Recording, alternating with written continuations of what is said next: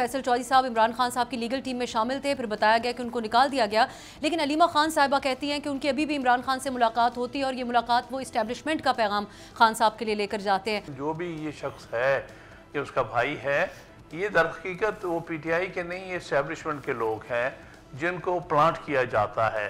अब देखिए ना, जेल में मिलने की इजाज़त मुझे तो नहीं है। मैं तो सितंबर से आज तक 6 दफ़ा कई घंटे बैठ चुका हूँ और हाई कोर्ट का ऑर्डर भी लेके गया है, लोअर कोर्ट का ऑर्डर भी था, लेकिन मुझे नहीं मिलने दिया।